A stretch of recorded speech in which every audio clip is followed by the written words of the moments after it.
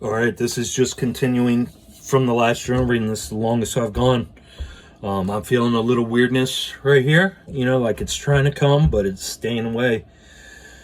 Okay. So I said, okay, doctor's appointment tomorrow. I need to figure out the following. That's when I went through all my damn things I wanted to go over with the doctor. My brother came with me today. Thank God he did. My 2.5-hour doctor's appointment wore me out. Many more appointments set up. If I were to die today, at least I can say I'm happy. I'm happy with my life up to this point. And it makes me feel good. Trying to explain to people how sick I am while trying to remain calm is a strenuous task. Let's repeat this one. Trying to explain to people how sick I am while trying to remain calm is a strenuous fucking task. It wore me out today. I came back to the house and passed out. I feel wore out now. I feel useless. I just gave my brother a hand installing a bumper on his Jeep. That makes me feel slightly useful. I am still able to do things as long as there is no physical or other stress. I work all day to keep myself medium. If when faced with the situation, whether good or bad, up or down, if I come outside of medium, it can affect me anywhere from hours to days to recover. I'm looking forward to my psychiatrist appointment tomorrow. Wow. So that's exactly how it is now. If faced with the situation, whether good or bad, left, right, doesn't matter. If I attach any emotion or feeling to it, then I pay for it. I just have to remain, that's what I'm saying there, remain medium. I just got to stay right centered in the middle of this shit, And I had my first psychiatrist appointment the next day.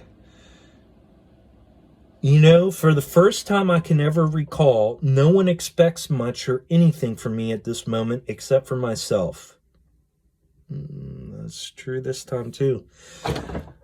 I believe by now everyone close to me has seen my downfall. They have witnessed, I believe, the transformation of someone. The transformation of an outgoing dominant alpha into this other person, this shell of a person who lived day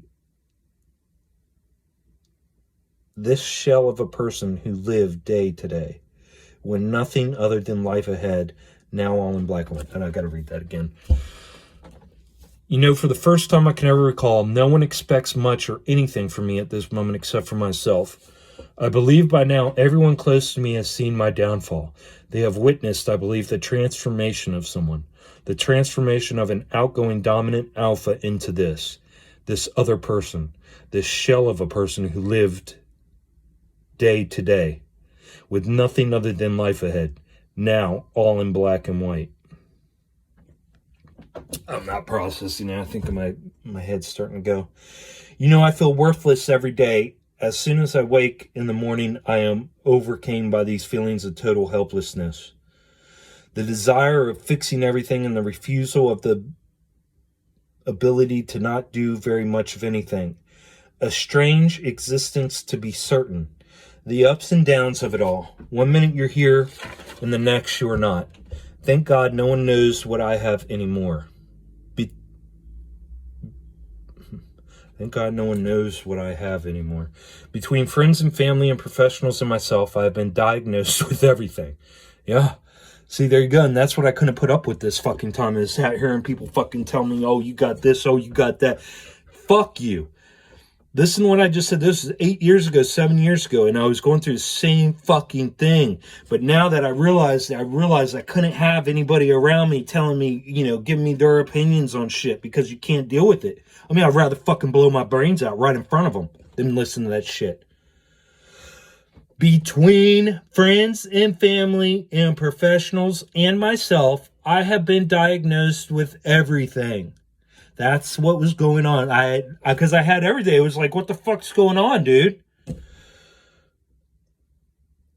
But at that time, I had already, again, stayed at my sister's house, who my brother-in-law Mike had told me that, as soon as my brother-in-law Mike saw me when they came to move me out of my house months prior to this, he goes, dude, you got PTSD.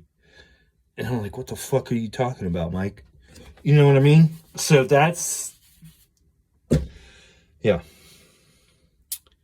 And the only reason he knew, because he was transitioning out of the military and he was in the rear at the time. And he was working with all these soldiers, because this was back, 2012, 13, maybe, 14, 15, something like that. Anyways, he was working, with all of these soldiers that had come back that had PTSD, that were transitioning out of the military. So as soon as he saw me, that's what he said. He said, dude, I see it every day. I know what it is. I'm around it all the fucking time. That's what you got. And I couldn't believe it, because at that time I thought that it was just reserved for soldiers. I didn't know that anybody could have PTSD. I did not know that. I thought it was only reserved for soldiers. And if you had been through the shit, you know what I mean?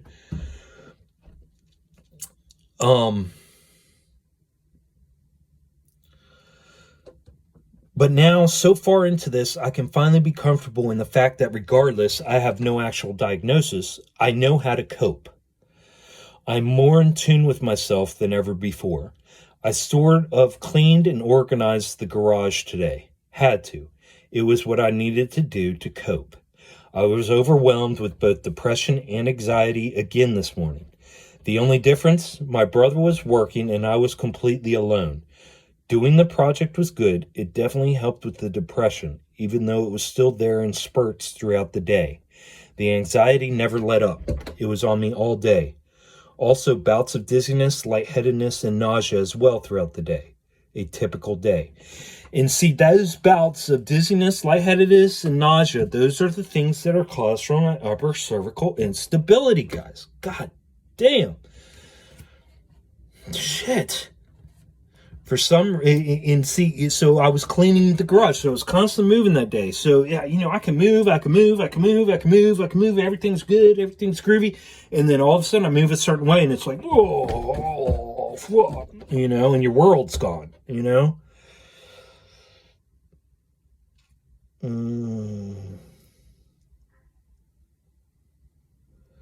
For some reason, when I'm talking to someone, I find my mouth agape in what must seem to whoever is looking at me a rather out there look.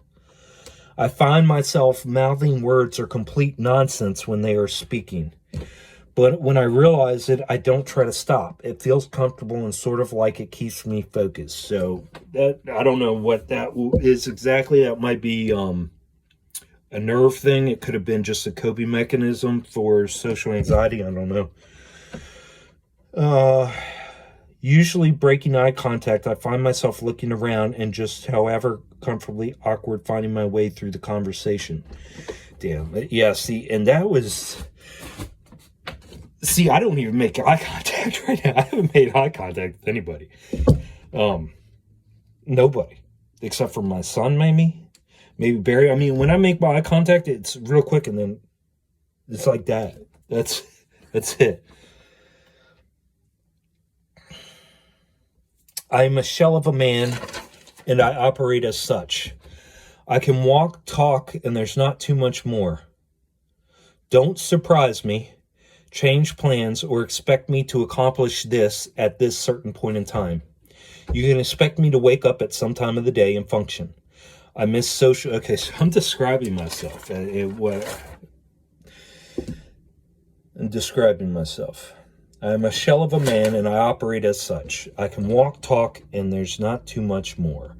Don't surprise me, change plans, or expect me to accomplish this at this certain point in time. You can expect me to wake up at some time of the day and function. I miss social interactions with people. What I mean is the ability to interact with people when approached socially. Anything from a clerk at a gas station to a waiter to a friend of my siblings. What do I truly miss deep down inside? My kids. Having them there. Okay, so I was missing the social interaction. Anything from a clerk at a gas station to a waiter to a friend of my siblings. Because I was living there, so my brother and sister had friends coming and going. And then I say, what do I truly miss deep down inside? My kids. Well, there you go, guys. There you motherfucking go. That's why I stayed here this time. Having them there. being there for them, looking in their eyes, listening to them, holding their hands, showing them something new, conversating with them, planning weekends, not planning anything, going to the river with them at 4 p.m. on a Thursday after work, making dinner for them, taking them to get chocolate milkshakes at McDonald's, walking with them, hearing daddy, feeling them hug me right before they do.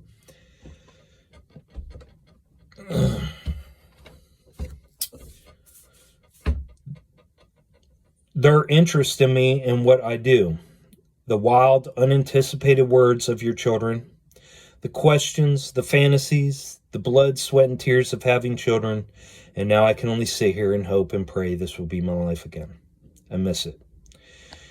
Everything in me yearns for this once more. I miss home. I miss the Blue Ridge Mountains, Massanutten Mountains, Skyline Drive, Shenandoah River, the Shenandoah Valley, the fishing, hiking, floating, the rivers, lakes, and ponds, the back roads, the people, the environment. Moving my way through that environment, I'm one step away from being homeless. I'm so fucked up. I'm going to stop that there and then I'll start another one.